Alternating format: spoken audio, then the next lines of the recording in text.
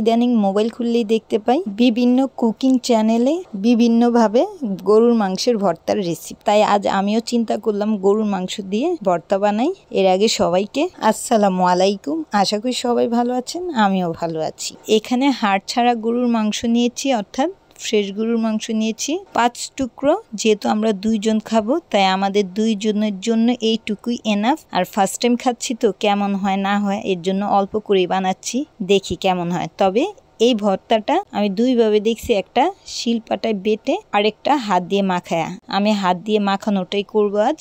ফার্স্টে মাংসগুলোকে সবগুলো মশলা উপকরণ দিয়ে সিদ্ধ করে নিচ্ছি। মরিচের গুঁড়ো, হলুদ গুঁড়ো, আদা রসুন পেস্ট, জিরে পেস্ট, এলাচ দারচিনির গুঁড়ো, স্বাদ মতো লবণ, এগুলো দিয়ে ভালো করে এটাকে সিদ্ধ করে নেওয়া হয়েছে। দেন তেলে ভেজে নেওয়া হয়েছে। এর সাথে তেলে 3টা শুকনো মরিচও ভেজে নেওয়া হয়েছে।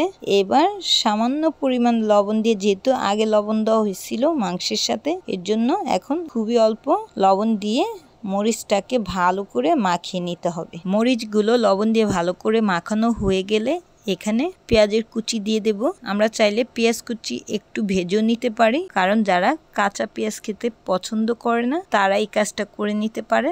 বাট আমার মনে হচ্ছে কাঁচা পেঁয়াজ দিয়েই এই ভর্তাটা বেশি ভালো লাগবে, তাই কাঁচা পেঁয়াজ দিয়েই বানিয়ে নিচ্ছি। এবার পেঁয়াজটাকে ভালো করে মরিচের সাথে মাখায় নেওয়া হলো। দেন মাংসগুলোকে ছাড়িয়ে নেওয়া হচ্ছে। আমরা চাইলে সিদ্ধ করা মাংসটা দিয়েও এই ভর্তাটা বানাতে পারি, বাট আমার মনে হচ্ছে এটা যদি একটু ফ্রাই করে নেওয়া হয় তাহলে খেতে বেশি ভালো লাগবে। তাই আমি আগে সেদ্ধ করে নিয়েছি, দেন এটাকে ফ্রাই করে নিয়েছি। কারণ শুধু ফ্রাই করলে এটা ভালো করে সেদ্ধ হবে না, যার কারণে মাংসগুলো ছাড়ানো যাবে না। তাই ভালোভাবে সিদ্ধ করে দেন এটাকে তেলে ফ্রাই করে নিয়েছি। ভালো করে সবগুলো মাংস ছাড়ানো হয়ে গিয়েছে। এবার এটাকে পেঁয়াজ মরিচ মাখানোর সাথে ভালো করে মাখিয়ে নেব। তবে খেয়াল রাখতে হবে এখানে যাতে আস্ত মাংসের টুকরা যাতে না থাকে, অর্থাৎ মাংসটাকে একেবারে ভালো করে ছাড়িয়ে নিতে হবে। আমার মাংসের ভর্তা বানানোর ডান। দেখতে তো ভালোই লাগছে, আই থিঙ্ক এটা খেতেও ভালো লাগবে। আমরা চাইলে মুরগির মাংস দিয়ে এই ভর্তাটা বানাতে পারি। এখন খেয়ে দেখব এটা অ্যাকচুয়ালি খেতে কেমন হয়েছে। তার আগে সবার কাছ থেকে বিদায় নিয়ে নিচ্ছি। ভালো লাগলে আমাকে সবাই লাইক, শেয়ার, কমেন্টস এবং সাবস্ক্রাইব করে আমার সঙ্গে থাকবেন। আপনারাও একবার ট্রাই করবেন। তবে ব্রয়লার মুরগি দিয়ে এই ভর্তাটা বানালে ওটা সিদ্ধ করা লাগবে না, ওইটা ডাইরেক্ট ফ্রাই করলেই হবে। আমি গরম ভাতের সাথে খাইছি তো আমার কাছে খুবই ভালো লাগছে। আমার ভাবিও বলতেছে ওরও নাকি খুবই ভালো লাগছে।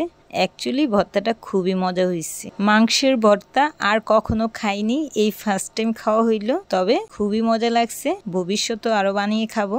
দেখি একদিন শিলপাটায় বেটে ওই মাংসের ভর্তাটা বানাবো, ওইটা খেতে আবার কেমন লাগে ওইটাও আপনাদের সাথে শেয়ার করব। ওইটা দেখার জন্য চোখ রাখবেন আমার চ্যানেলে।